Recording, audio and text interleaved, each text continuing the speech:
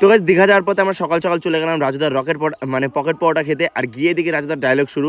4টে পরোটা unlimited তরকারি মাত্র 40 টাকায়, আলু সোয়াবিন বড়ি বাদাম। তো আজকে আমরা দেখবো রাজুদার ডায়লগের মতো পরোটাও কি ঝাক্কাস নাকি একদম বেকার। 3টে পরোটা, কালো মুরগির ডিম দেবো একটা, আমাদের লাল মুরগির ডিম দেবা?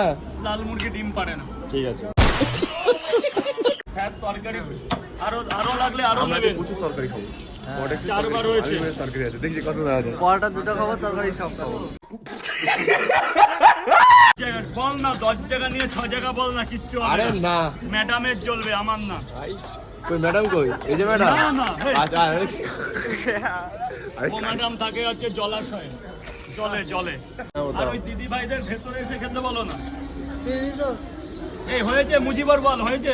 না ওই জানেন তো শেখ মুজিবুর রহমান। 9 জায়গা माँ खराब हो जाएगा, मैं माँ अम्मा बहन पे आ जाऊंगा मैं इनकी। চলো বাড়ি গিয়ে খাবো। হ্যাঁ না কিন্তু আমি একটা কথা বলতে চাই, আমরা আসছি এখন বাজে প্রায় 6টা কি 7টা এরকম বাজে, কিন্তু তাও ঠান্ডা একদম। এর থেকে পূজার পরোটা ভালো।